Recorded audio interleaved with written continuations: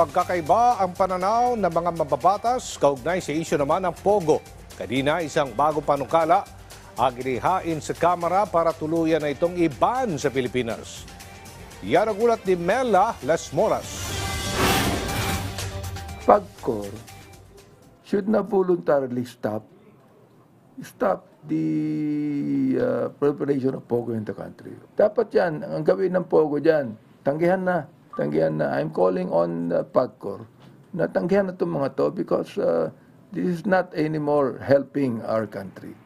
Ito ang panawagan ni House Committee on Human Rights Chair Bienvenido Abante Jr. sa gitna ng iba't ibang kontrobersya na iniuugnay ngayon sa Philippine Offshore Gaming Operators o POGO. Gate ni Abante, kesa lumala pa ang sitwasyon, dapat ay tuluyan ng wakasan ang operasyon nito sa bansa. Una na rin naghain ng panukala ukol dito si Abante.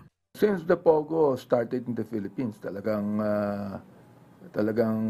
ang advocacy ko dyan, i-ban na yan lahat. No?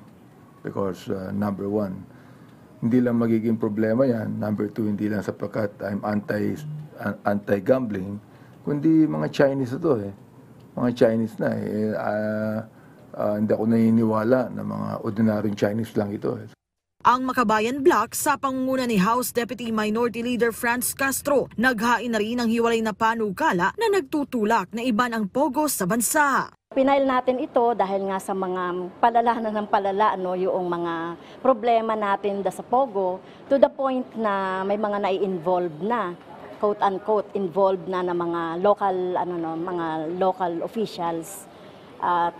At ito rin, yung mga raid na nangyayari, napatunayan talaga na maraming mga Chinese people na employed dito sa Pogo ay hindi sapat yung kanilang mga documents para magtrabaho dito.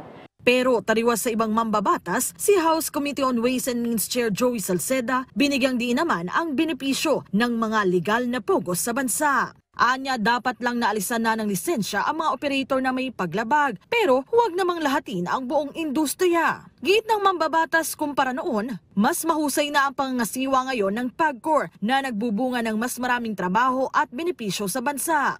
Si House Speaker Martin Romualdez, una nang tiniyak na anumang usapin, basta't may paglabag, hindi nila hahayaang walang managot.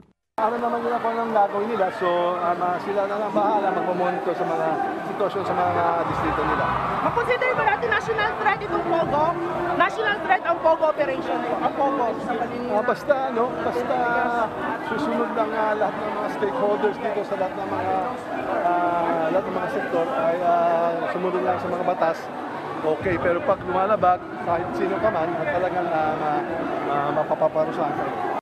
Sa susunod na buwan nakatakdang magbalik sesyon ang Kamara at inaabangan na kung matatalakay ba sa plenaryo ang usaping ito. Mela Las Moras para sa Pambansang TV sa Bagong Pilipinas.